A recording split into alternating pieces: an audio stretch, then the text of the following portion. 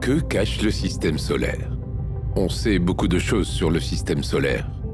Il ne se situe pas au centre de la Voie lactée, mais dans l'un des 4 bras spiraux de notre galaxie, le bras d'Orion. En orbite autour du centre de la Voie lactée, il se déplace à une vitesse phénoménale de 828 000 km/h. Il lui faut 230 millions d'années pour faire un tour de la galaxie.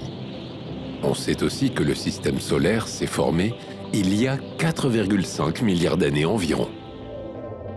Toutefois, il y a encore beaucoup de choses que l'on ne sait pas sur notre système solaire. Quelle est son étendue? Par quoi est-il délimité? L'influence gravitationnelle du Soleil ou la ceinture de Kuiper? Pourquoi est-il comme coupé en deux, avec d'un côté les planètes telluriques et de l'autre les planètes gazeuses? Chers voyageurs, bien le bonjour. Aujourd'hui, nous embarquons dans un voyage qui va nous amener à travers tout le système solaire pour tenter d'en percer les mystères encore bien gardés. Au cours de cette odyssée spatiale, nous allons explorer les planètes du système solaire, du Soleil à la ceinture de Kuiper, en passant par Mercure, Vénus, la Terre, Mars, Jupiter, Saturne, Uranus, Neptune et Pluton, la 9e planète qui n'en est plus une.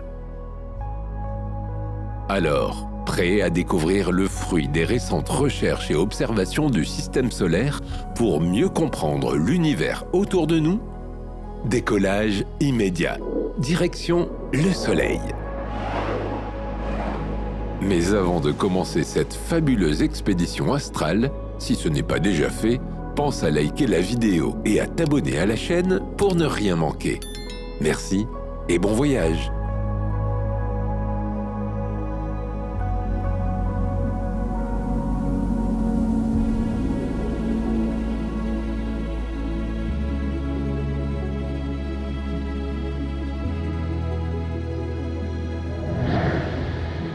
Commençons cette exploration avec le Soleil. Le Soleil est le cœur de notre système solaire. C'est une étoile de type naine jaune, autrement dit, une étoile relativement petite à l'échelle de l'univers. Et pourtant, avec un diamètre de 1,39 million de kilomètres, le Soleil reste l'objet le plus grand de notre système solaire. Il est 109 fois plus large que notre planète. Sa taille et sa masse sont tellement importantes que sa force gravitationnelle maintient toutes les planètes du système solaire en orbite autour de lui. Le Soleil est un astre fascinant. Il nous apparaît jaune depuis la Terre, mais il est en réalité de couleur blanche. Il est vieux de 4,5 milliards d'années, mais n'en est aujourd'hui qu'à la moitié de sa vie. D'ici 5 milliards d'années, il va enfler, rétrécir, puis s'éteindre.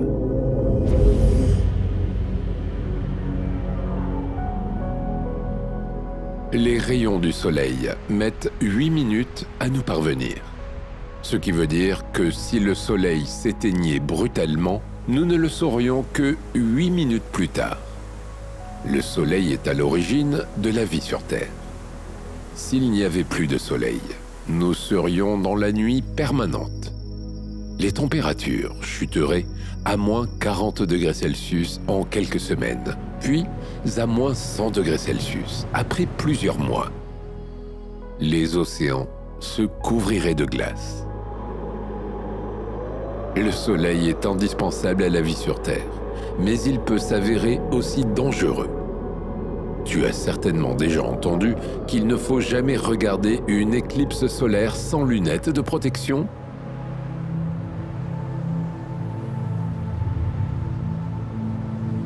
Le Soleil émet un rayonnement électromagnétique puissant, composé de rayons UV, mais aussi de rayons X. Il émet aussi des particules sous forme de vents solaires violents. Et il est régulièrement à l'origine d'éruptions solaires puissantes. C'est grâce à notre atmosphère que nous sommes protégés de ces dangers. Parce que le Soleil est composé principalement d'hydrogène et d'hélium, il est difficile d'estimer sa taille précise. Ses frontières sont floues. D'après les études publiées ces 50 dernières années, les valeurs extrêmes du rayon du Soleil diffèrent de 1500 km. Mais étudier le Soleil est déterminant pour mieux comprendre notre système solaire. C'est pour cela que la sonde Parker a été lancée en 2018 par la NASA. Ses objectifs: étudier la partie externe de l'atmosphère de notre étoile, comprendre la physique du Soleil et donc la formation et l'évolution des étoiles, en apprendre plus sur les vents solaires et sur les moyens de s'en protéger.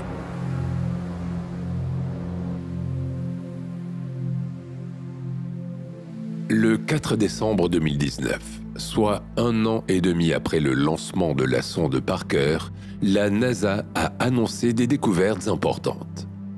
Le Soleil serait bien plus instable qu'on ne le pensait.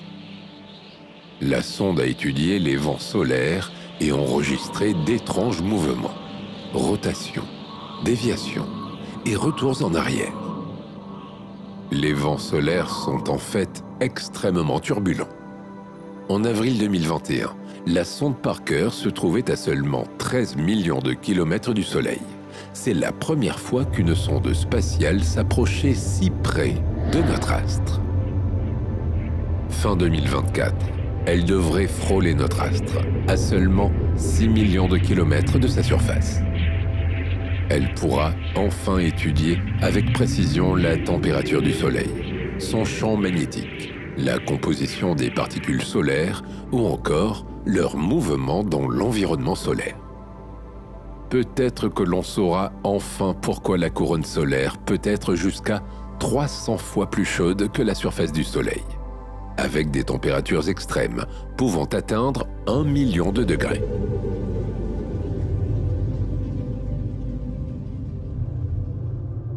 Quelques années seulement après le lancement de la sonde Parker, en février 2023, la NASA a fait une autre découverte surprenante en observant le Soleil. Regarde ces images. On peut y voir un étrange filament de plasma qui se détache du Soleil avant de tournoyer autour d'un vortex vers le pôle Nord.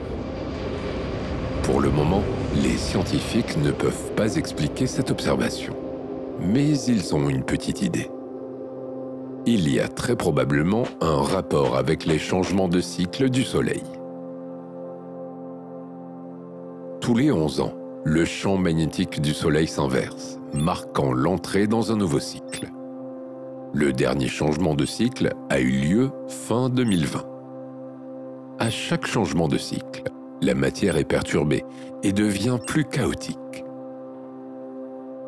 Le satellite de l'ESA, Solar Orbiter, lancé en février 2020, pourra peut-être nous apporter bientôt des réponses. Il y a encore beaucoup à apprendre sur le Soleil, et chaque découverte remet sans cesse en question nos acquis.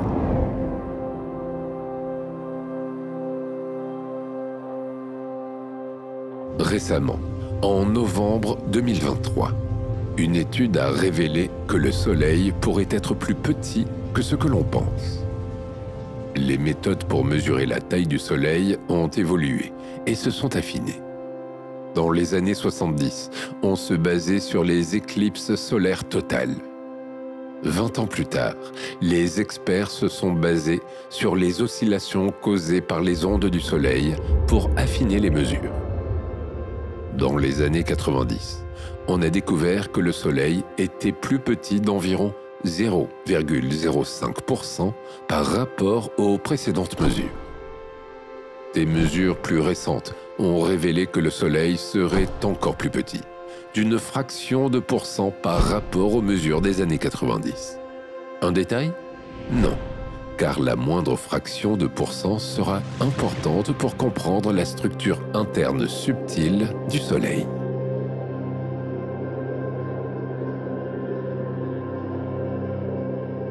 Éloignons-nous du Soleil pour continuer notre exploration du système solaire. La planète la plus proche du Soleil est Mercure. Elle gravite à 0,4 unités astronomiques du Soleil, soit environ un tiers de la distance qui nous sépare du Soleil. Et pourtant, ce n'est pas la planète la plus chaude. Le record est détenu par Vénus, avec son atmosphère très dense qui crée un puissant effet de serre. Mercure affiche une température de surface de moins 180 degrés Celsius la nuit, à 430 degrés Celsius le jour. Parce que Mercure n'a presque pas d'atmosphère, la lumière du Soleil y est 7 fois plus brillante et plus intense que sur Terre. Si tu te trouvais sur Mercure, le Soleil te paraîtrait 3 fois plus grand que vu depuis la Terre.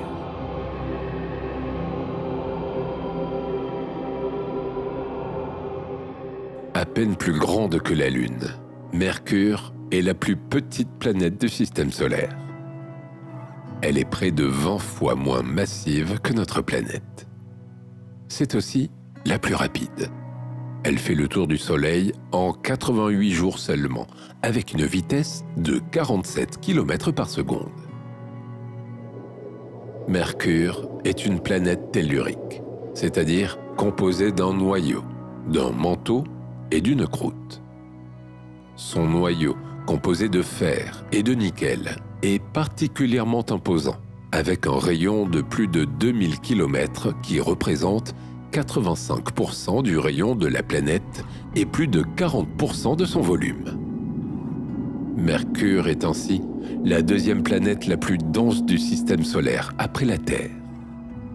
C'est aussi la seule planète tellurique, avec la nôtre, à posséder un champ magnétique. La surface de Mercure est criblée de cratères et d'escarpements, comme la face cachée de la Lune.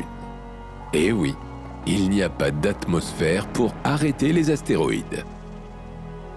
Mais on y trouve aussi de grandes étendues lisses qui pourraient provenir de coulées de lave. Comme tu peux le voir, Mercure est une planète intéressante, mais elle n'est pas susceptible d'abriter la vie. C'est pour cela que seulement 2 sondes ont visité la planète la plus proche du Soleil jusqu'à présent.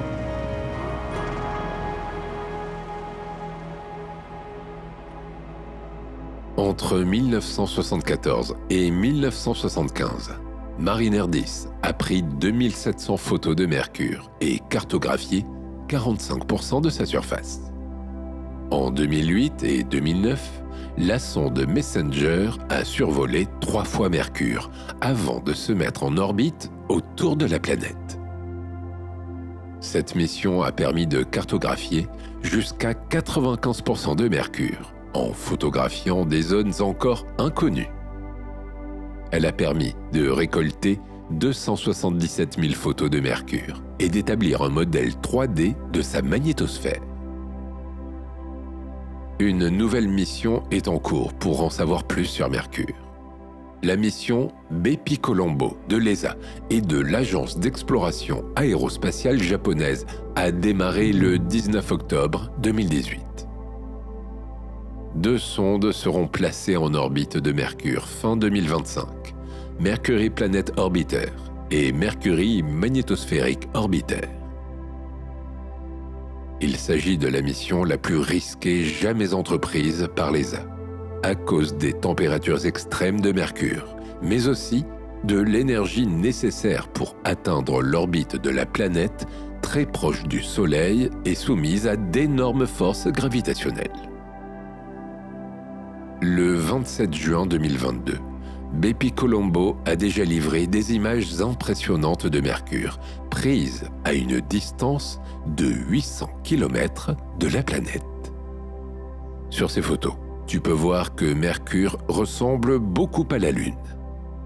En attendant l'arrivée des sondes en orbite de Mercure, les scientifiques ont fait des découvertes importantes ces dernières années.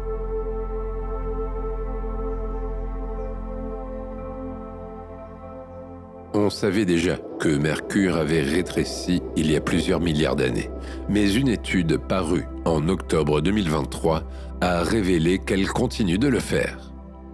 Comment cela se fait-il ? En fait, la croûte de Mercure n'est pas un très bon conducteur thermique. Elle renvoie une grande partie des rayons du Soleil au lieu de les absorber.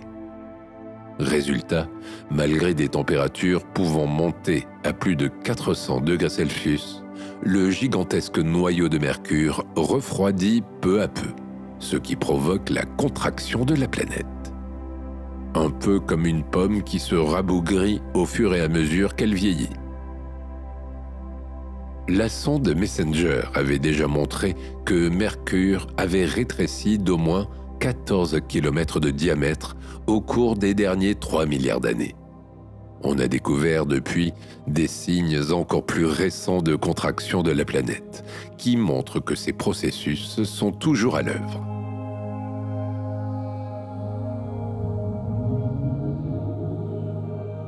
Peu après ces révélations, en novembre 2023, une autre découverte majeure a à nouveau placé Mercure sur le devant de la scène. Des glaciers de sel ont été découverts près du pôle nord de la planète. Autrement dit, c'est le premier signe de vie potentielle observé sur Mercure. D'après les observations des scientifiques, ces couches de sel pourraient abriter une forme de vie souterraine, comme dans les mares salines sur Terre. Certaines zones souterraines de Mercure pourraient donc être habitables. D'autant plus que ces glaciers contiennent des composés volatiles comme le sodium, le potassium ou le soufre, que l'on pensait depuis longtemps éliminés de sa surface en raison de la proximité du Soleil. Une découverte qui laisse à penser que ces couches de sel se seraient formées dans un lointain passé, alors que les volcans de Mercure émettaient encore des vapeurs d'eau contenant du sodium.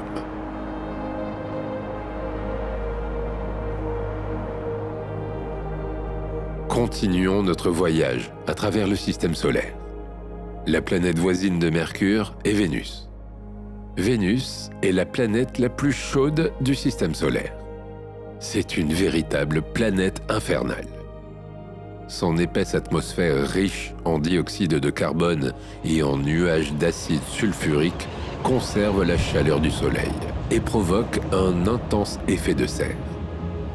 À la surface de Vénus, il fait en moyenne 462 degrés Celsius, ce qui fait de Vénus la planète tellurique la plus chaude du système solaire. Voisine de la Terre, Vénus est souvent considérée comme la jumelle de notre planète. Les deux planètes ont beaucoup de ressemblances.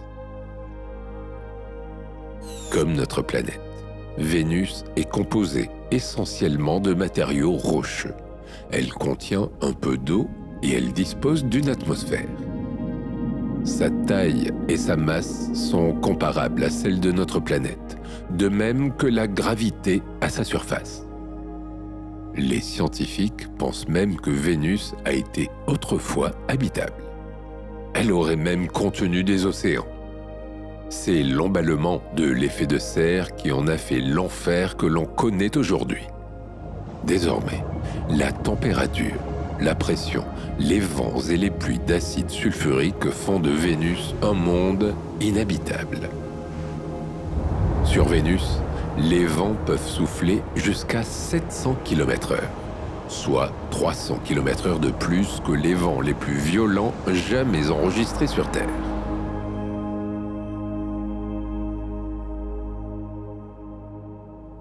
Les scientifiques ne s'attendent pas à trouver de forme de vie sur Vénus, mais ils continuent à étudier la jumelle infernale dans l'espoir d'y trouver des traces de vie passée, ou de mieux comprendre comment elle a évolué de cette manière. C'est pourquoi Vénus intéresse particulièrement les chercheurs. Au moins 3 missions spatiales devraient être consacrées à cette planète au cours de la prochaine décennie. En attendant ces missions, les scientifiques continuent de travailler sur les images que l'on possède déjà de Vénus. En mars 2023, des chercheurs ont effectué une nouvelle analyse d'images enregistrées il y a plus de 30 ans par la sonde Magellan de la NASA. Nous avons désormais des preuves que Vénus est le théâtre d'une intense activité volcanique. Ces images radar datant du début des années 90 montrent ce qui ressemblait à l'éruption d'un lac de lave. Sur les images, on peut voir un cratère changer de forme, se dilater et déborder de roches en fusion. C'est, selon les chercheurs, l'une des preuves les plus convaincantes d'un volcanisme sur Vénus que nous ayons à ce jour. Une découverte bouleversante, car nous ne pensions pas trouver ce type de preuve avant les années 2030.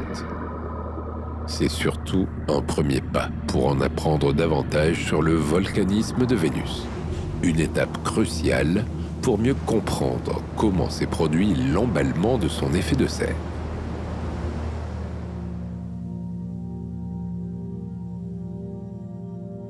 En novembre 2023, une autre découverte a animé la communauté scientifique.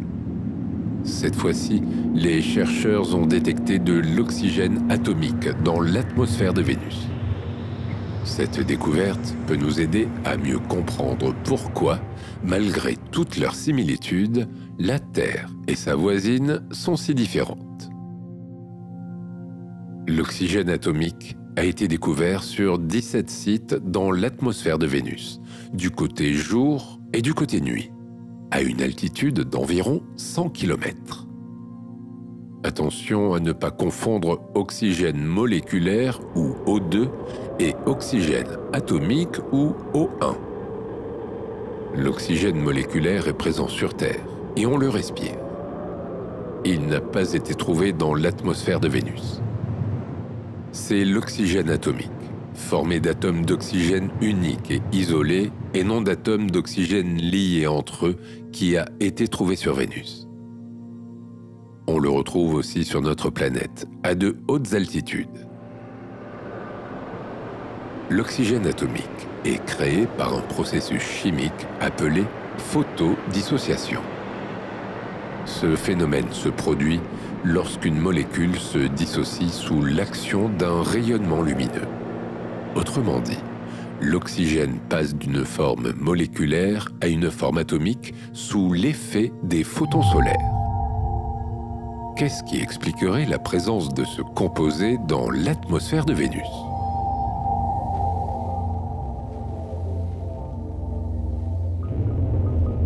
Il se pourrait que l'atmosphère de Vénus soit principalement composée de dioxyde de carbone ou CO2. Lorsque la lumière du Soleil frappe ce CO2, un processus de photodissociation se produit.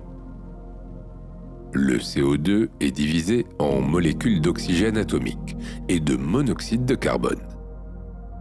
Lorsque ces atomes migrent vers la face nocturne de Vénus, ils se lient à nouveau pour reformer du CO2.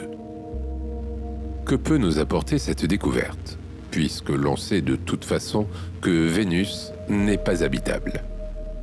En fait, cette découverte est majeure, car elle constitue un pas de plus pour mieux comprendre le profil de température de l'atmosphère de Vénus, les processus de refroidissement et la vitesse des vents. Pour certains planétologues, l'oxygène atomique serait un signe que Vénus était autrefois humide et chaude.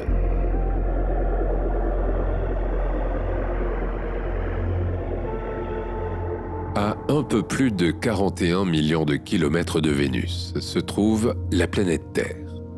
La Terre se situe dans ce que l'on appelle la zone habitable du système solaire.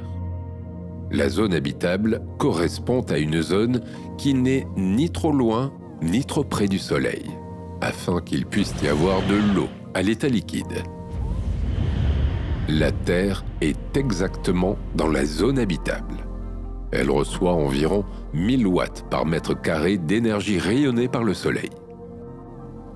Mais si on s'approche du Soleil, cette quantité d'énergie augmente. Au-delà de Vénus, elle est trop importante. L'eau ne pourra pas rester sous forme liquide, elle va se vaporiser. Au-delà de Mars, l'autre voisine de la Terre, les planètes ne reçoivent plus assez d'énergie du Soleil. L'eau n'y existe plus que sous forme de glace. Or, la présence d'eau liquide est le premier critère d'habitabilité d'une planète.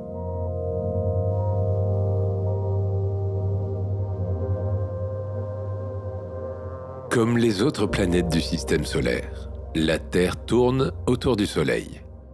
Un tour complet dure 365,25 jours. Pour exprimer les distances entre les objets célestes, une unité de longueur a été inventée. Il s'agit de l'unité astronomique. Elle correspond approximativement à la distance entre la Terre et le Soleil, soit environ 150 millions de kilomètres. La Terre tourne sur elle-même en 23 heures et 56 minutes. Alors que Mercure et Vénus ne possèdent aucun satellite, la Terre en possède un, la Lune. La Lune s'est formée peu après la Terre.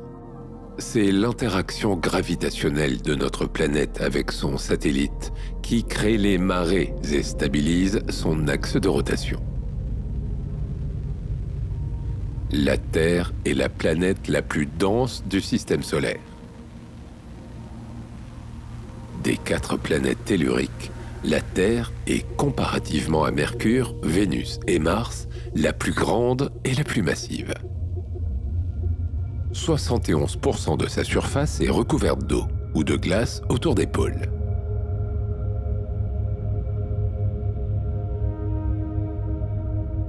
Au cours d'une année terrestre, la distance entre la Terre et le Soleil varie. Cela s'explique par le fait que l'orbite de la Terre autour du Soleil est elliptique et non parfaitement circulaire. Dans la nuit du 3 janvier 2024, la Terre était au plus près du Soleil, soit à une distance d'environ 147 millions de kilomètres. On dit qu'elle était à son périhélie. Le périhélie, ou distance la plus proche du Soleil, s'oppose à l'aphélie, la distance maximale entre les deux. La Terre sera à son aphélie le 5 juillet 2024. La distance qui nous séparera du Soleil sera alors de 152 millions de kilomètres. Il y a donc une différence de 5 millions de kilomètres entre le périhélie et l'aphélie.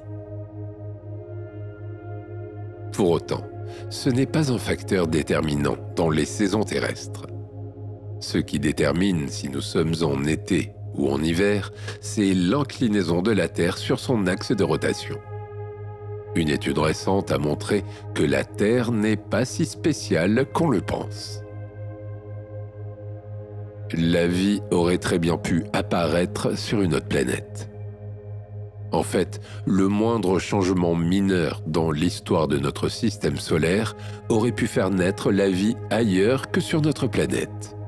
Vertigineux quand on y pense. Surtout, les scientifiques soutiennent que l'habitabilité d'une planète n'est pas un facteur permanent. Vénus ou Mars ont pu être habitables par le passé. Mais aujourd'hui, elles sont bien loin de l'idée que l'on se fait d'un monde hospitalier.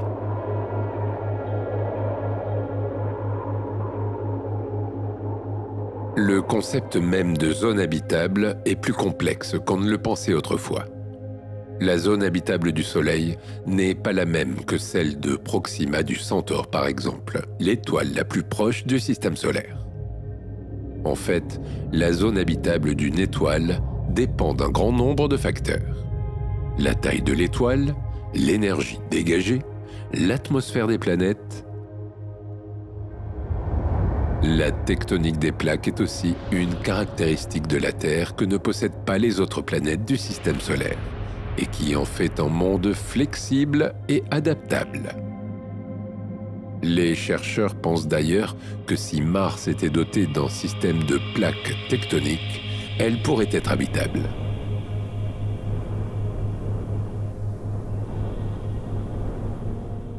Mars, la planète rouge. Nous y arrivons justement. Mars est la 4e planète en partant du Soleil. La dernière planète avant la ceinture d'astéroïdes, la planète la plus éloignée du Soleil parmi les planètes telluriques de notre système solaire. Mars est 10 fois moins massive que la Terre. Comme Mercure, elle présente des similitudes avec la Lune, avec des cratères et des bassins d'impact, des volcans, des rifts, des vallées, des dunes et des calottes polaires. C'est sur Mars que l'on trouve le plus haut volcan du système solaire, Olympus Mons. C'est aussi sur Mars que se trouve le plus grand canyon, Valles Marineris. Aujourd'hui, Mars est bien moins active que par le passé. Les éruptions volcaniques se font très rares. Aucune n'a pu être observée par l'homme. En 2013, une équipe de scientifiques de l'Université de l'Arizona a publié une étude dans la revue Nature Geoscience, suggérant qu'une éruption volcanique s'est produite sur Mars il y a environ 500 000 ans. L'équipe a analysé des données de l'orbiteur Mars Reconnaissance Orbiter de la NASA et a découvert des dépôts de cendres volcaniques et de gaz dans une région appelée Cerberus Fossae. Ces dépôts étaient similaires à ceux observés sur Terre lors d'éruptions volcaniques récentes. Ainsi, une importante activité volcanique aurait pu avoir lieu il y a 1 million d'années. Il y a toujours quelques événements géologiques, mais mineurs. Des glissements de terrain, des séismes, des geysers dans les régions polaires.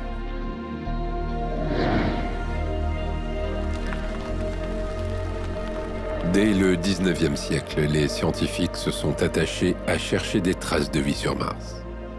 La première mission d'exploration de Mars par survol date de 1965, avec la sonde de la NASA Mariner 4. Depuis, les connaissances sur Mars ont énormément progressé. On sait aujourd'hui que la planète rouge n'abrite aucune forme de vie multicellulaire, mais qu'il pourrait y avoir quelque part dans les entrailles de Mars une forme de vie unicellulaire. Les scientifiques continuent donc à chercher des traces de micro-organismes sur la planète rouge. Mais pas seulement. Les dernières études de Mars cherchent aussi à mieux comprendre son développement géologique.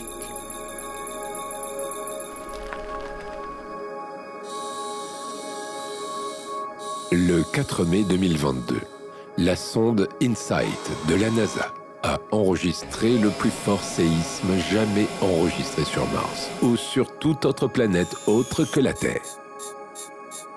Un séisme de magnitude 4,7 a été enregistré pendant une durée de 6 heures. Une découverte inattendue, puisque Mars ne connaît pas de mouvement de plaques tectoniques. Cette violente secousse aurait pu être due à une météorite. Mais les scientifiques n'ont trouvé aucune trace de collision à la surface de la planète qui pourrait correspondre. Un tel impact aurait causé un cratère de 300 mètres de diamètre et des projections de poussière dans l'espace. Or, rien de tout cela n'a été trouvé. Il semblerait alors que ce séisme de magnitude 4,7 provienne de l'activité interne de Mars. Résoudre ce mystère nous en apprendra plus sur les courants magmatiques à l'œuvre sur Mars, sa formation géologique ou encore les causes de la perte de son champ magnétique au cours des milliards d'années. Mars n'a pas fini de nous réserver des surprises.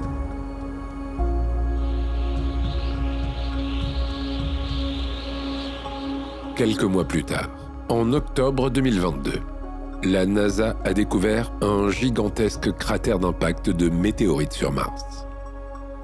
Ses dimensions sont impressionnantes. 150 mètres de diamètre et 21 mètres de profondeur. C'est le plus grand cratère d'impact de météorites jamais découvert sur une planète. Pour causer cet impact, il a fallu une météorite d'environ 12 mètres, avec une masse entre 250 et 650 tonnes, qui se serait précipitée sur Mars à une vitesse de 7,5 km par seconde. Cela concorde avec un impact remontant au 24 décembre 2021, qui avait causé un séisme de magnitude 4. Les secousses provoquées ont permis de faire ressortir des morceaux de glace dessous la surface martienne. Un indice de la présence d'eau liquide souterraine sur la planète rouge? On sait aujourd'hui que Mars est une planète glacée. Elle est recouverte d'un sol gelé en permanence. Il ne reste plus qu'à découvrir ce que renferme cette eau glacée, ce qui fera l'objet de futures missions sur Mars.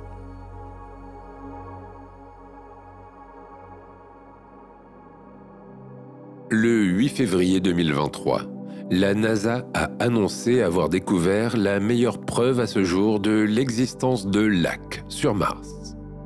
Une annonce qui en a étonné plus d'un. Mars est un environnement aride, asséché, avec une pression atmosphérique tellement faible que même si les températures permettaient l'eau liquide, elle ne s'y maintiendrait pas. Mais en réalité, la planète rouge n'a pas toujours été aussi désertique. En fait, peu après sa formation, il y a environ 4,5 milliards d'années, Mars ressemblait beaucoup à la Terre.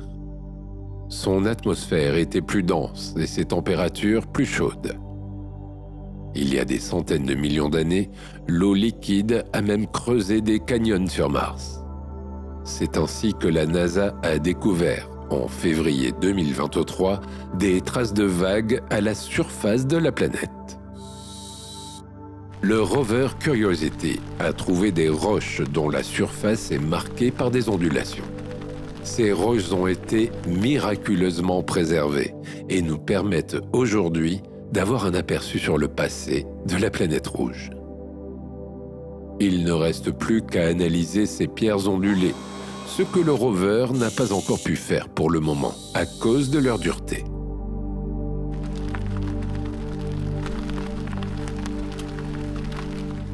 Six mois après cette découverte, une autre découverte majeure a secoué la communauté scientifique.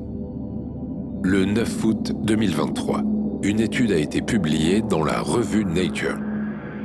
Cette étude met en évidence de potentielles traces de vie sur Mars. Il s'agit en fait de témoins fossiles d'un climat cyclique. Autrement dit, des preuves que Mars était autrefois organisé en saisons sèches et humides, tout comme la Terre.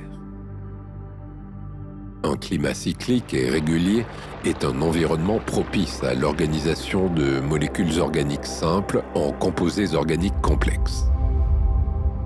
En un mot, propice à la vie.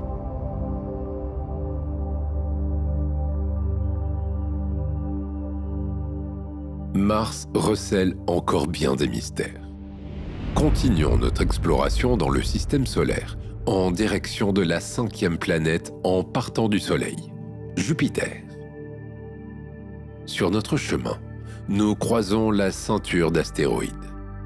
Elle s'est formée il y a environ 4,6 milliards d'années, en même temps que le système solaire.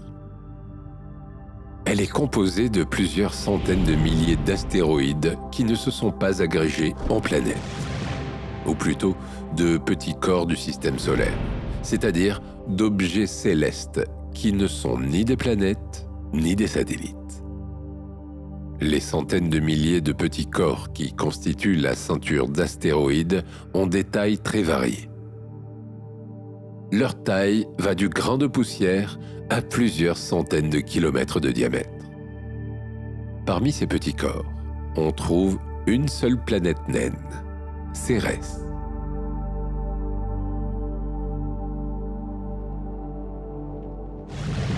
D'un diamètre de 950 km, Cérès représente à elle seule près d'un tiers de la masse de la ceinture d'astéroïdes. Et pourtant, c'est une petite planète naine. Elle est 14 fois moins massive que Pluton. C'est aussi le seul objet sphérique de la ceinture d'astéroïdes. Les autres objets sont tous de forme irrégulière. Cérès possède un noyau rocheux, un manteau de glace d'eau qui représente 25% de la planète et une croûte rocheuse avec des dépôts de sel. Une structure proche de celle des planètes telluriques du système solaire. Découverte dès 1801 elle intéresse aujourd'hui les scientifiques pour plusieurs choses. D'abord, on pense qu'il s'agit d'une protoplanète. Si c'est le cas, alors elle pourrait nous donner des indices sur la formation et l'évolution des planètes du système solaire.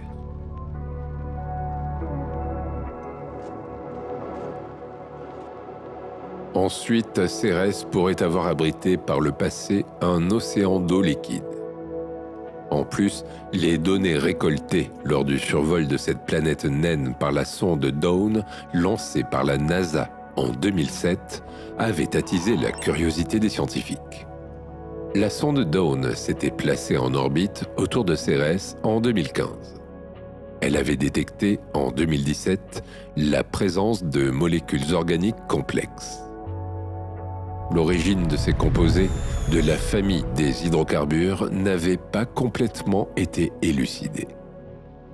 Les scientifiques avaient avancé plusieurs hypothèses, concluant qu'ils pourraient avoir été apportés par des comètes ou s'être formés à partir de composés présents dans l'eau salée.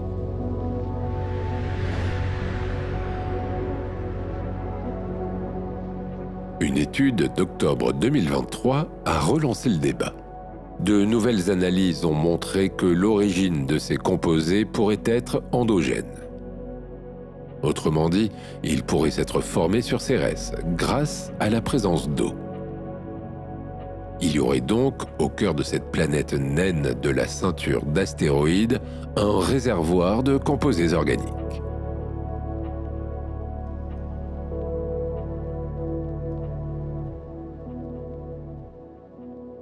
Un autre astéroïde de la ceinture d'astéroïdes située entre Mars et Jupiter a fait parler de lui récemment.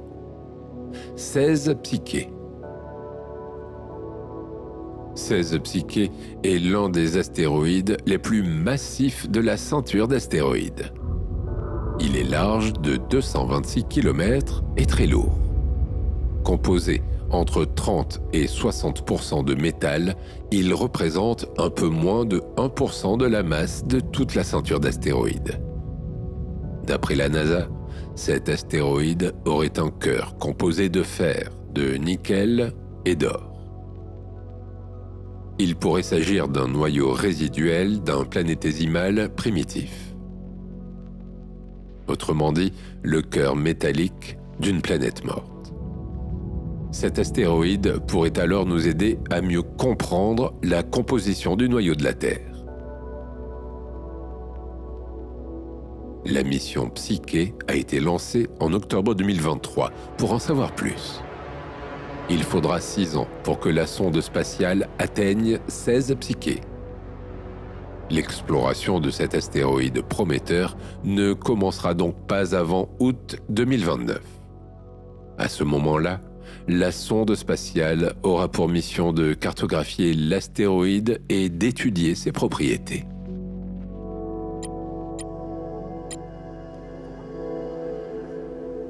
Reprenons notre voyage dans le système solaire. Nous nous trouvons maintenant à environ 779 millions de kilomètres du Soleil, au-delà de la ceinture d'astéroïdes. Tu as devant toi la plus grosse planète du système solaire, Jupiter. Jupiter est une planète géante gazeuse. Elle est plus volumineuse que toutes les autres planètes du système solaire réunies, avec un rayon de 11 fois celui de la Terre et une masse 318 fois plus grande. Elle est tellement massive qu'elle est visible à l'œil nu depuis la Terre et connue depuis la préhistoire.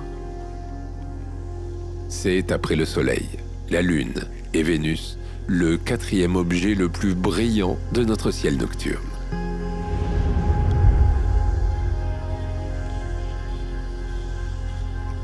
La composition de Jupiter est similaire à celle du Soleil, c'est-à-dire principalement de l'hydrogène et de l'hélium. L'atmosphère de Jupiter est très épaisse. Parce que c'est une planète gazeuse, il est difficile de savoir où se trouve la frontière entre sa surface et son atmosphère. Il se pourrait que Jupiter contienne un petit noyau rocheux, comme celui de la Terre, mais les scientifiques n'ont pas encore réussi à le prouver. Jupiter est la planète du système solaire qui a le jour le plus court. Elle fait un tour complet sur elle-même en moins de 10 heures. À cause de cette rotation ultra rapide, elle est aplatie au pôle et bombée à l'équateur. En revanche, les années sur Jupiter sont longues. Une année sur Jupiter équivaut à un peu moins de 12 années terrestres. On parle de système jovien pour désigner l'ensemble formé par Jupiter, ses 95 lunes et ses anneaux. Les lunes de Jupiter sont des satellites attirés par sa force gravitationnelle. Les scientifiques ont accordé un nom à une cinquantaine de ces lunes. L'influence de Jupiter s'exerce même au-delà du système jovien, un groupe d'astéroïdes que l'on appelle les astéroïdes troyens de Jupiter partage son orbite autour du Soleil.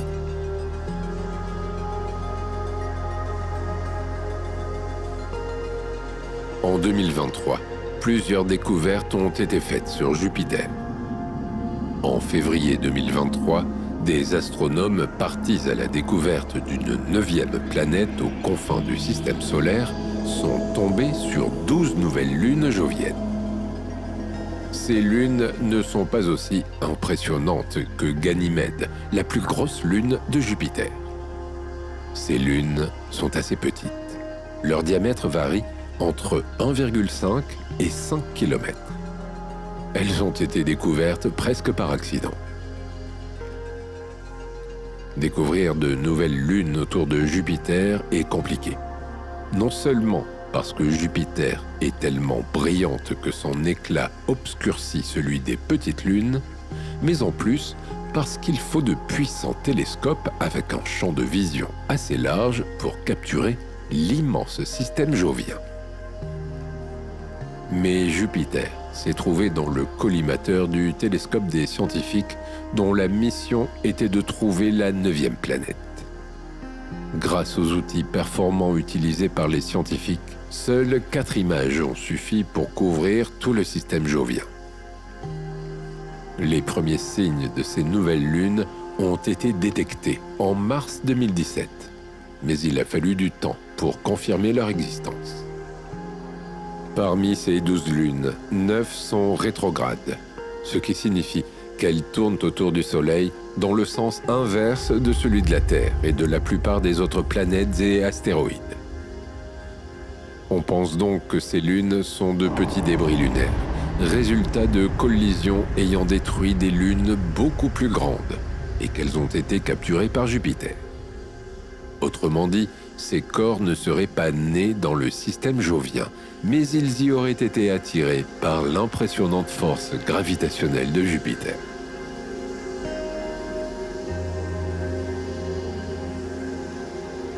Les lunes de Jupiter sont une cible de choix pour les chercheurs qui s'y intéressent de près et espèrent peut-être y trouver des traces de vie. Le 14 avril 2023, la sonde JUICE a décollé à destination de Jupiter. Cette sonde porte le nom JUICE pour Jupiter Icy Moon Explorer. En d'autres termes, son principal objectif est d'explorer les lunes glacées de Jupiter. Elle entrera dans le système jovien en 2031 pour survoler les lunes Callisto, Ganymède et Europe.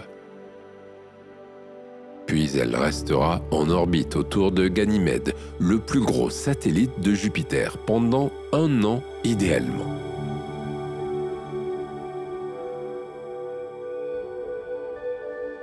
En septembre 2023, des découvertes avaient été faites sur la lune Europe, la plus petite des 4 lunes galiléennes.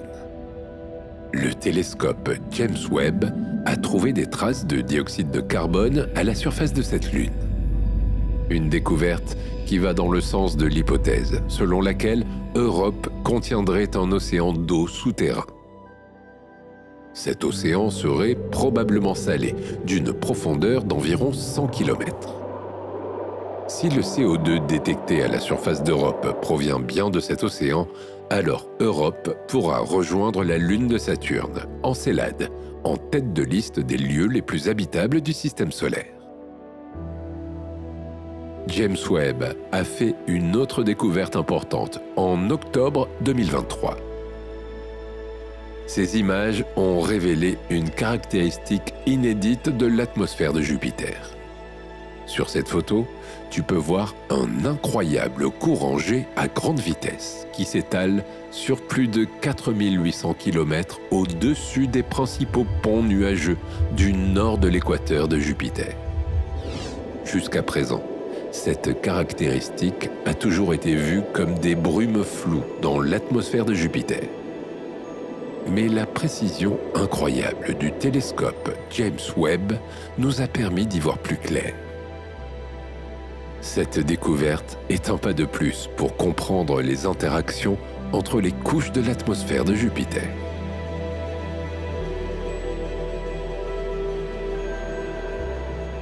Continuons notre voyage à travers le système solaire. Nous arrivons maintenant devant Saturne, la voisine de Jupiter. Saturne est la deuxième plus grosse planète du système solaire. Elle est surtout connue pour ses magnifiques anneaux, épais en moyenne de 10 mètres, mais pouvant s'étirer à certains endroits jusqu'à 100 mètres.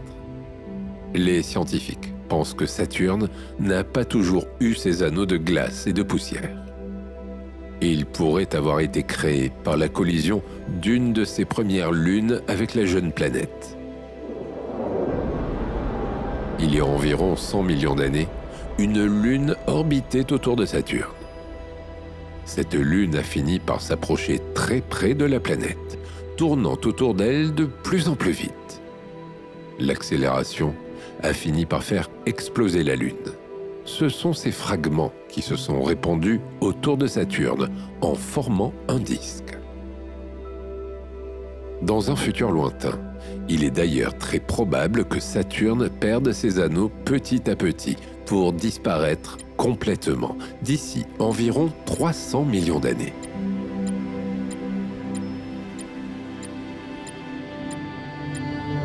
Un jour saturnien dure 10 heures et demie, mais une année sur Saturne dure 29,5 années terrestres. Saturne est la planète du système solaire qui compte le plus de lunes. Après la découverte de 12 nouvelles lunes autour de Jupiter en février 2023, Jupiter était la planète qui comptait le plus de lunes. Saturne en dénombrait alors 83. Mais en mai 2023, 62 nouvelles lunes saturniennes ont été découvertes, ce qui porte à 145 le nombre de satellites de la planète. Comment ces lunes ont-elles été découvertes? Il faut savoir que les lunes sont difficiles à détecter. Non seulement parce qu'elles se déplacent, mais aussi parce qu'elles sont souvent tellement petites qu'elles ne réfléchissent pas assez de lumière. Pour découvrir ces 62 lunes, les scientifiques ont pris plusieurs images d'une large fenêtre du ciel, toutes les 5 minutes, pendant 3 heures, pendant 3 ans, avec le télescope Canada-France-Hawaï.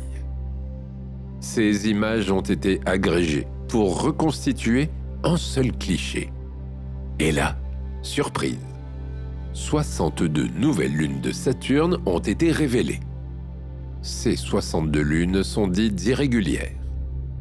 Comme les 12 lunes découvertes autour de Jupiter début 2023, elles se sont constituées avant d'être capturées par l'influence gravitationnelle de Saturne. Elles sont nées de diverses collisions, dont les plus anciennes remonteraient à des milliards d'années. D'autres découvertes ont été faites fin 2023, révélant d'autres mystères cachés de Saturne.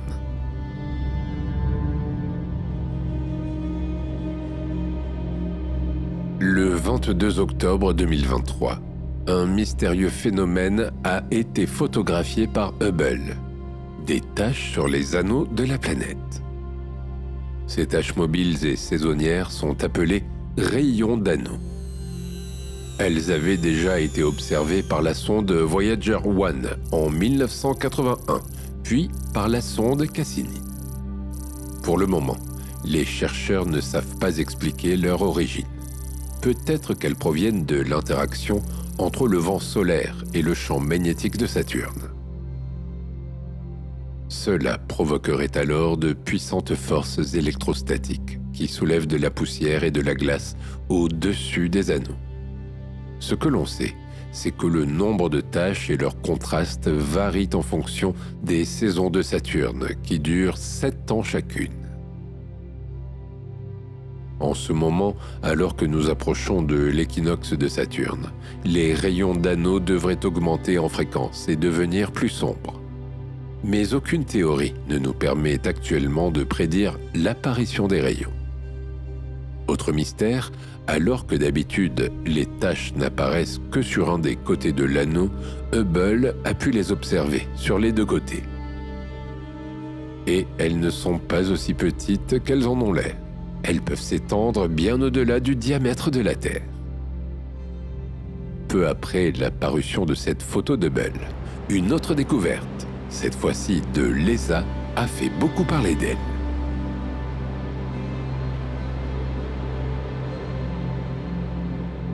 Selon l'ESA, un phénomène cosmique devrait occulter les anneaux de Saturne pendant 7 ans. Un événement extrêmement rare.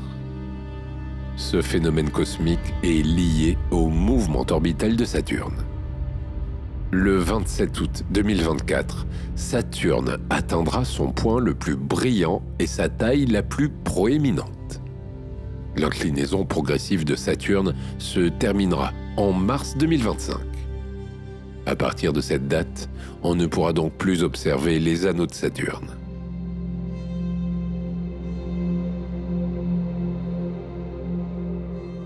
Très récemment, le 7 février 2024, une nouvelle découverte saisissante a été publiée dans la revue Nature. Cette fois-ci, cette découverte porte sur une lune de Saturne dont on n'entend pas beaucoup parler. Elle porte le nom de Mimas.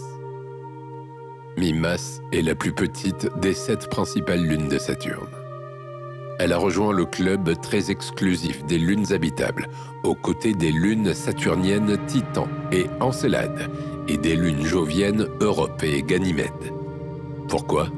Parce qu'elle abriterait, elle aussi, un océan sous sa surface. Une découverte pour le moins inattendue. Mimas abriterait un océan de 72 km de profondeur, sous une croûte gelée d'une épaisseur de 24 km.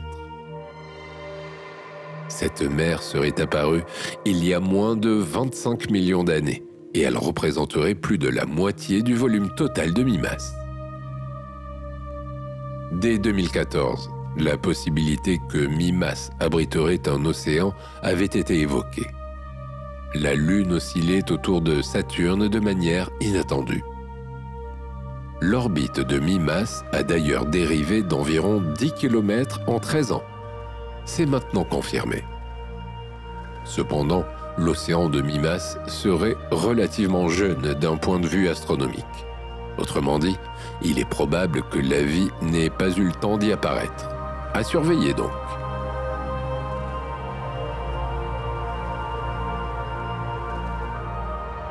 Continuons notre voyage à travers le système solaire pour rejoindre la 7e planète en partant du Soleil, Uranus. Uranus est la 3e plus grande planète du système solaire, après Jupiter et Saturne. Elle est 4 fois plus grande que la Terre. C'est aussi la planète la plus froide, avec sa voisine Neptune. Toutes deux sont ce que l'on appelle des géantes glacées. Son atmosphère est composée principalement d'hydrogène, d'hélium, de méthane et d'ammoniac. Sa magnifique couleur bleu-vert est due au méthane. L'une des particularités d'Uranus, c'est que son axe de rotation est incliné de 98 degrés. La planète donne donc l'impression de rouler sur son orbite, et elle présente le même pôle au Soleil pendant 42 ans. Comme Saturne et Jupiter, Uranus a des anneaux, au nombre de 13 précisément, composés de roches et de poussière. Mais ceux-ci sont très sombres. Uranus a également 27 lunes connues. Les 5 plus grosses lunes connues d'Uranus sont Titania, Oberon, Umbriel, Ariel et Miranda. Ces 5 lunes ont particulièrement attiré l'attention des chercheurs ces dernières années. Pourquoi n'abriteraient-elles pas, comme les lunes de Saturne et de Jupiter, des océans souterrains?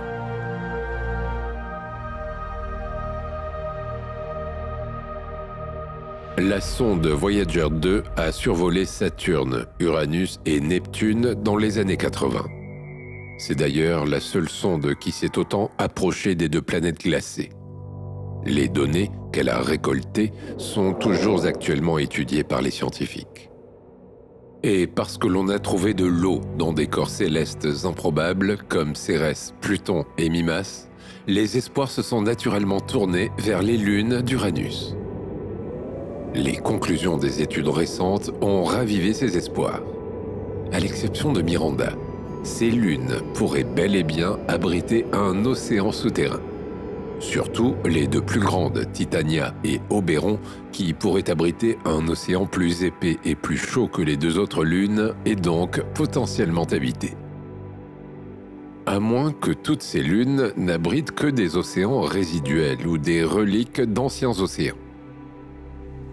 Alors, océans habités ou océans résiduels?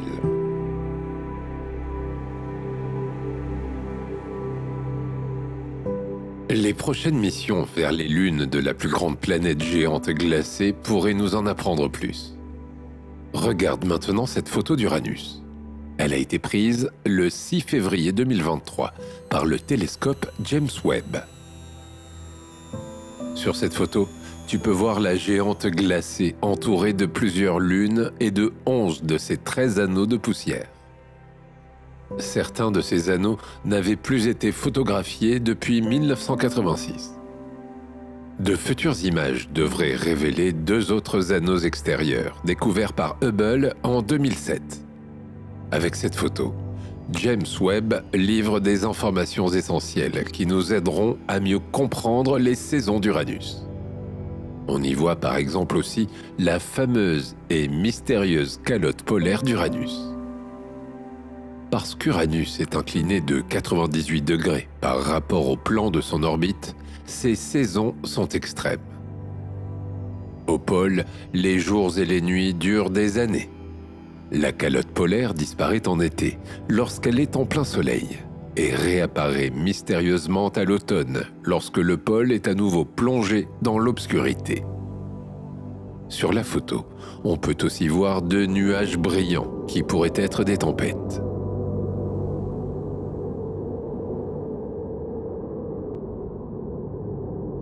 En décembre 2023, le télescope a révélé une autre image d'Uranus pour préciser ses observations.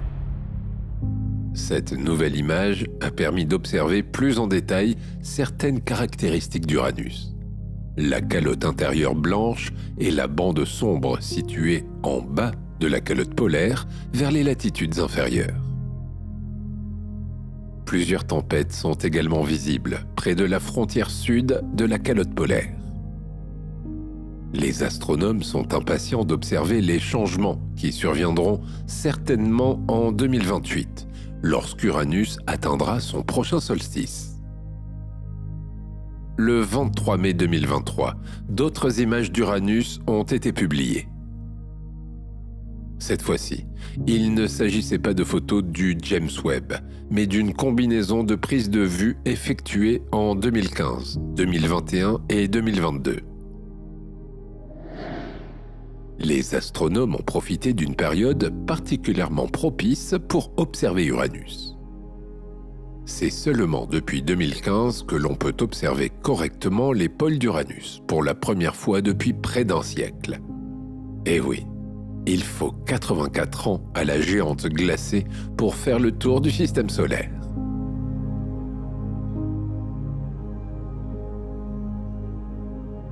À l'aide du télescope Very Large Array, les astronomes ont étudié l'atmosphère polaire d'Uranus sous le spectre des ondes radio et ont détecté un cyclone polaire. Une première. Et surtout, un autre indice qu'Uranus est beaucoup plus dynamique qu'on ne le pensait. Cette découverte a permis aussi de confirmer que toutes les planètes du système solaire ont une caractéristique commune, des vortex ou des tourbillons au pôle, sauf Mercure dont l'atmosphère est trop ténue. La NASA a fait d'Uranus l'une de ses priorités depuis 2023. Un programme d'observation a d'ailleurs été lancé jusqu'en 2032. Il porte le nom de Uranus Orbiter and Probe, ou sonde et orbiteur pour Uranus.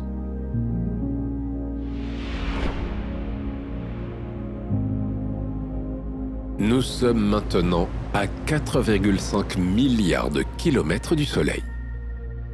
La deuxième géante de glace, Neptune, est la planète la plus éloignée du Soleil. Par moments, elle est même plus éloignée que la planète naine Pluton. Elle est tellement éloignée que le seul vaisseau spatial à avoir visité Neptune, Voyager 2, a mis environ 12 ans pour y parvenir. C'est la quatrième plus grande planète et la troisième plus massive du système solaire. Elle est 17 fois plus massive que la Terre. C'est aussi la planète géante la plus dense.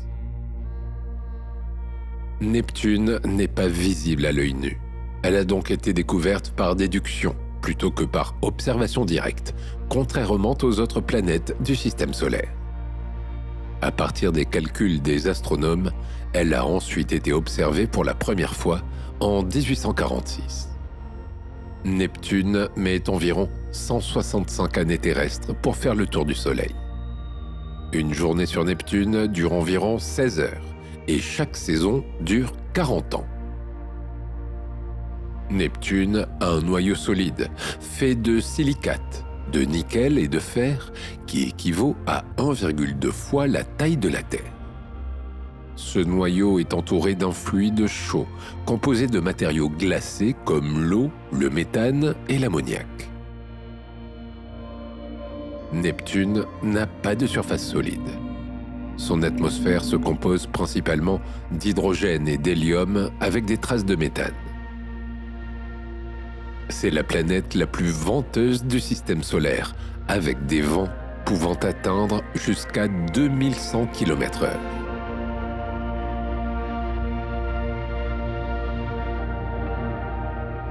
La grande tache noire de Neptune a intrigué les scientifiques pendant longtemps.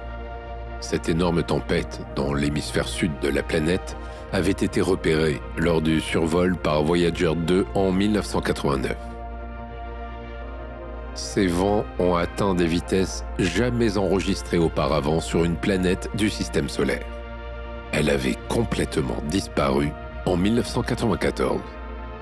Une autre tache similaire est apparue en 2016, cette fois-ci dans l'hémisphère nord de Neptune. En septembre 2022, le télescope James Webb a photographié Neptune avec ses anneaux. Une photo inédite, où l'on peut voir non seulement ses fins anneaux, mais aussi quelques lunes de la planète. Sur cette image, Neptune scintille d'un éclat aveuglant comme une boule à facettes. Elle brille surtout aux plus hautes latitudes et au pôle. Les scientifiques pensent que ces régions particulièrement brillantes sont des régions actives qui réfléchissent plus de lumière du Soleil que les autres régions de la planète, riches en méthane très absorbant.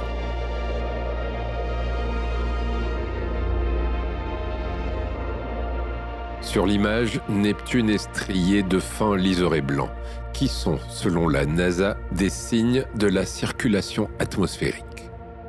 Ces liserés représentent en fait de la matière qui descend des hautes latitudes vers l'équateur en se réchauffant.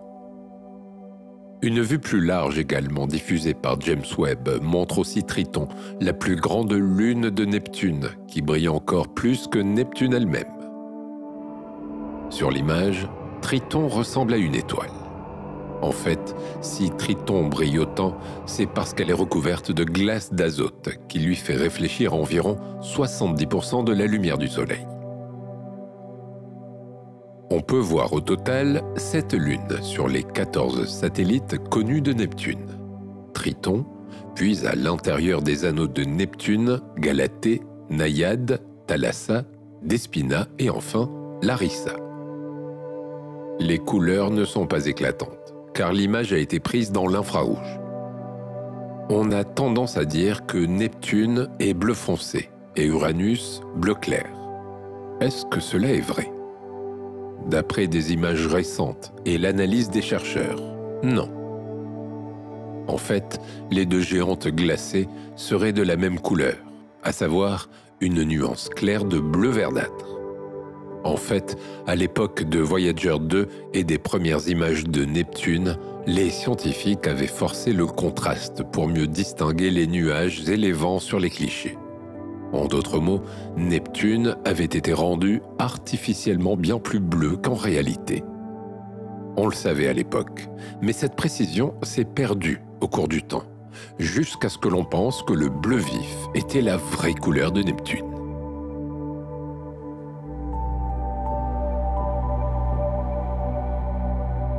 En janvier 2024, des chercheurs de l'université d'Oxford ont rétabli la vérité en publiant des photos des deux planètes aux couleurs réelles. Un autre mystère plane autour des deux géantes glacées, celui des pluies de diamants. Dès le début des années 80, on a pensé qu'il pouvait exister au sein d'Uranus ou de Neptune des cœurs en diamant. Ces cœurs en diamant se formeraient sous l'action des énormes pressions agissant sur les composés carbonés qui ont été détectés dans leur atmosphère.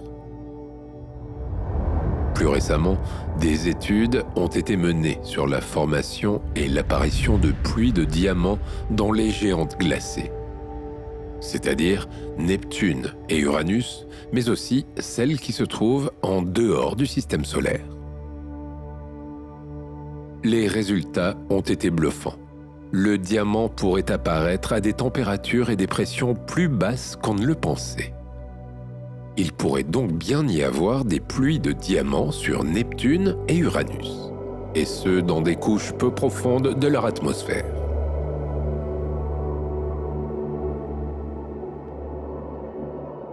Nous avons terminé notre exploration des planètes du système solaire.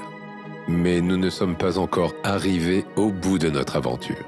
Il nous reste encore quelques objets à explorer et quelques mystères à éclaircir.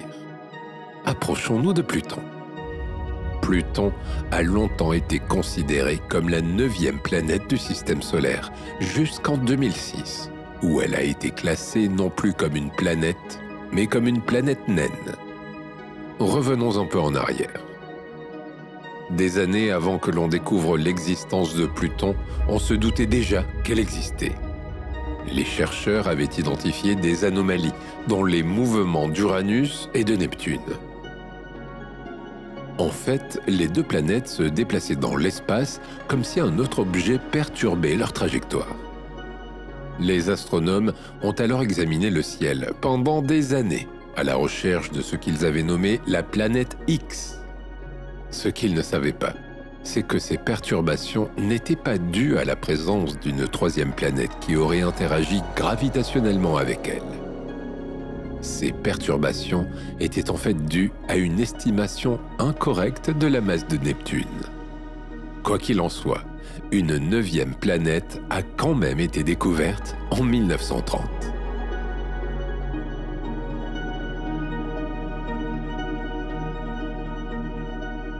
On s'est rapidement rendu compte qu'elle était trop petite pour avoir influencé le mouvement d'Uranus. Peu à peu, les chercheurs ont affiné leurs connaissances sur cette 9e planète appelée Pluton. Il est vite apparu que Pluton présentait des différences de taille avec les 8 autres planètes du système solaire. Pluton est vraiment très petite. Son diamètre est de seulement 2376 km. Soit la moitié de celui de Mercure, elle-même très petite comparée aux autres planètes du système solaire. En plus, l'orbite de Pluton est très inclinée et très aplatie. Elle se déplace dans l'espace plutôt comme une comète et non comme une planète. Mais Pluton n'est pas une comète.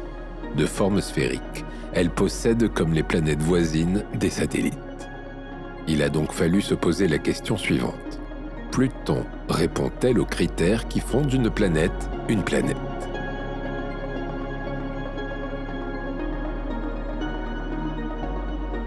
Ces critères sont les suivants. La planète orbite autour du Soleil. La planète a une force gravitationnelle suffisante pour avoir une forme sphérique. La planète a une masse suffisante pour nettoyer son orbite des débris.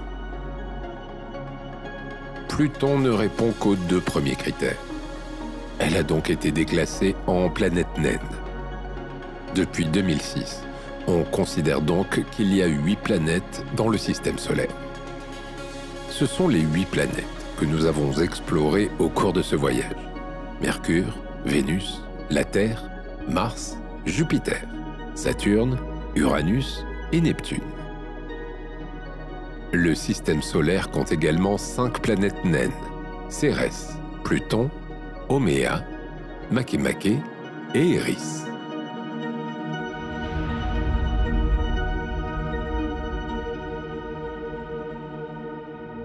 Pluton ne cesse d'intriguer les chercheurs, notamment à cause de son orbite chaotique. Et oui, Pluton a une orbite très inclinée par rapport aux autres planètes du système solaire et qui semble sujette à des perturbations sur de courtes périodes. Pluton met 248 années terrestres à tourner autour du Soleil. Elle est séparée du Soleil par 6 milliards de kilomètres. En moyenne, car entre son aphélie et son périhélie, il y a tout de même 20 unités astronomiques de différence.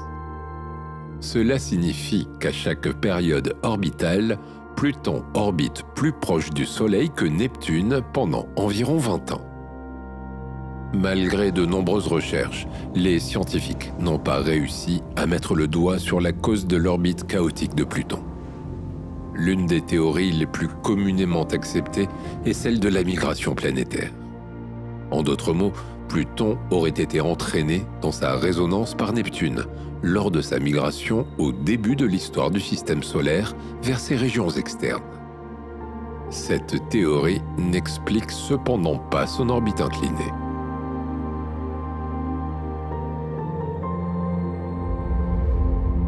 En octobre 2023, une autre découverte surprenante a été faite sur Pluton, celle d'un cryovolcan. Autrement dit, un volcan cracheur de glace. Ce volcan, qui aurait la taille d'un pays comme Chypre, serait entré en éruption à plusieurs reprises. Il aurait par l'occasion rejeté environ 1000 km3 de glace, un volume de glace qui serait suffisant pour ensevelir une mégalopole comme Los Angeles.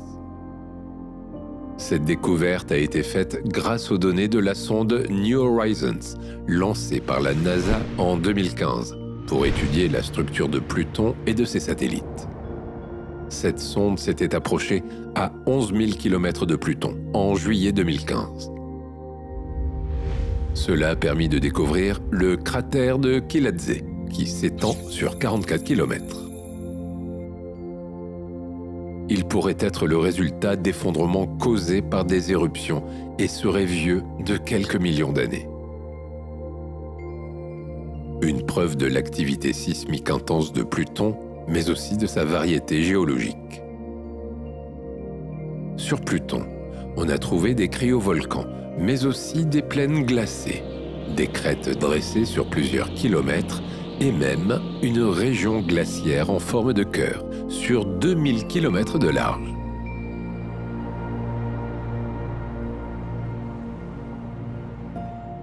Au-delà de l'orbite de Neptune se trouve la ceinture de Kuiper.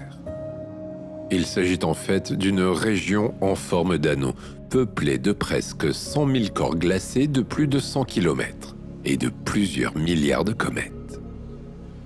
La ceinture de Kuiper est plus étendue que la ceinture d'astéroïdes. Elle est 20 fois plus large et entre 20 et 200 fois plus massive. comme la ceinture d'astéroïdes. Elle est composée de petits corps, vestiges de la formation du système solaire. Mais contrairement à la ceinture d'astéroïdes, qui ne compte qu'une seule planète naine, la ceinture de Kuiper en compte au moins 3. Pluton, Makemake et Oméa. La planète naine Eris n'est pas considérée comme faisant partie de la ceinture de Kuiper.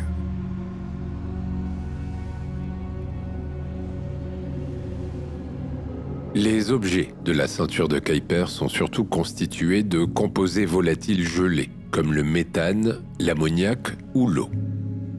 Le premier objet de la ceinture de Kuiper à avoir été découvert a été nommé QB1.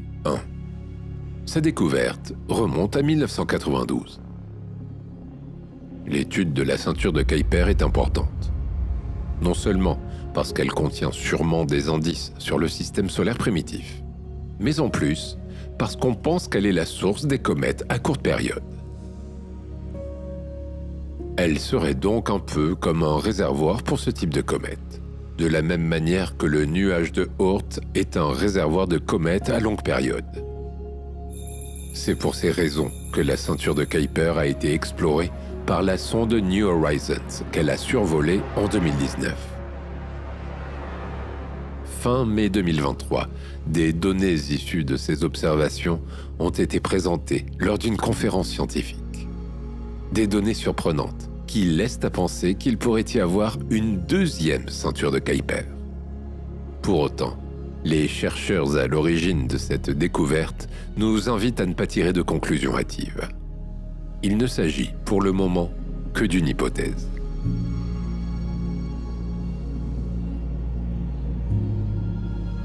Une autre découverte concernant la ceinture de Kuiper a été effectuée en septembre 2023, cette fois par des astrophysiciens japonais. Il semblerait que la ceinture de Kuiper abrite une planète plus grande que les planètes naines qui y sont recensées. Cette planète hypothétique n'a pas été observée directement, mais déduite des orbites étranges et fortement inclinées de certains objets de la ceinture de Kuiper. À croire que ces objets subissent l'attraction gravitationnelle d'un autre corps, plus grand. La présence d'une planète est une hypothèse parmi d'autres, mais elle s'avère concorder avec les simulations. Si elle existe, cette planète aurait une masse de 1,5 à 3 fois celle de la Terre. Son inclinaison serait d'environ 30 degrés, et son orbite l'amènerait à une distance comprise entre 250 et 500 unités astronomiques du Soleil. Il ne reste plus qu'à confirmer la présence de cette planète. Cette planète serait différente de la 9e planète, dont les scientifiques cherchent à prouver l'existence. Il pourrait en effet y avoir au-delà de l'orbite de Neptune, une planète 9.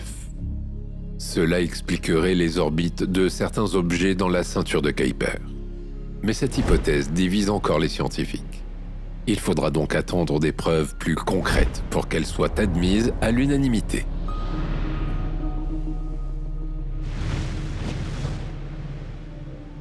Qu'y a-t-il au-delà de la ceinture de Kuiper? Car la ceinture de Kuiper ne marque pas la fin du système solaire. Le nuage de Oort est encore hypothétique, puisqu'il n'a jamais été encore observé.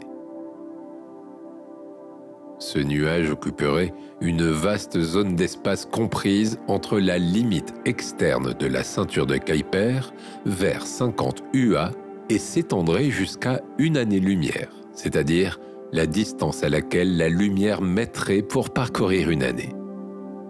Ce nuage serait subdivisé entre le nuage de Oort externe de forme sphérique et le nuage de Oort interne en forme de tore. La question des limites du système solaire est un sujet de débat fascinant dans la communauté astronomique, révélant que la frontière de notre système planétaire n'est pas une notion fixe, mais plutôt un concept fluctuant, dépendant des critères choisis pour la définir. La première perspective, popularisée par les voyages historiques des sondes Voyager, se concentre sur l'héliopause comme marqueur de la limite du système solaire. L'héliopause représente la frontière où le vent solaire, un flux de particules énergétiques émis par le Soleil, est stoppé par le milieu interstellaire. En 2013, Voyager 1 a franchi cette frontière, se trouvant à environ 19 milliards de kilomètres de la Terre, marquant ainsi la première incursion de l'humanité dans l'espace interstellaire.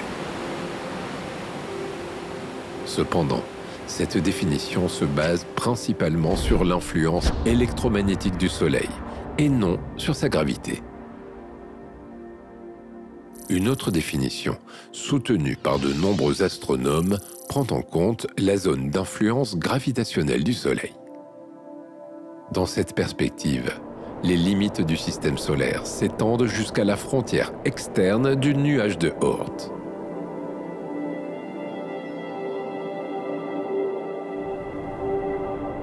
Pour mieux appréhender l'immensité de notre système solaire, imaginons-le à une échelle réduite, où le Soleil serait représenté par une bille jaune d'1 centimètre de diamètre, au lieu de ses véritables 1,4 million de kilomètres.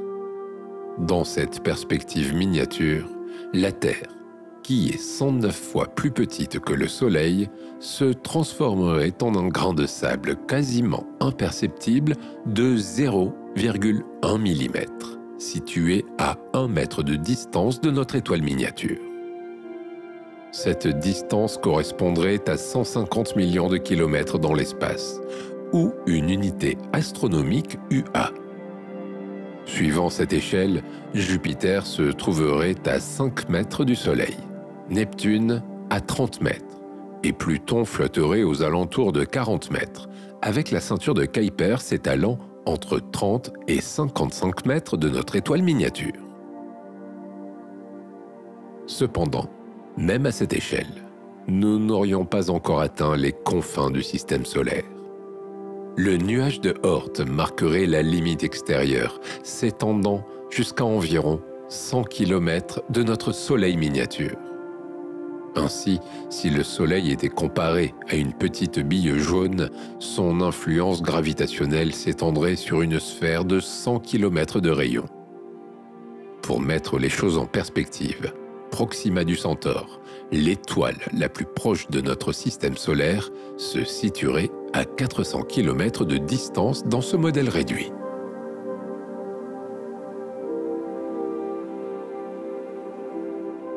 Notre voyage touche à sa fin. À travers cette exploration, tu auras compris que notre système solaire est très complexe. Et pourtant, il est loin d'être unique. Dans l'immensité de notre univers, le système solaire n'est qu'un des nombreux systèmes planétaires existants. Chacun de ces systèmes planétaires est composé d'une étoile avec des planètes en orbite.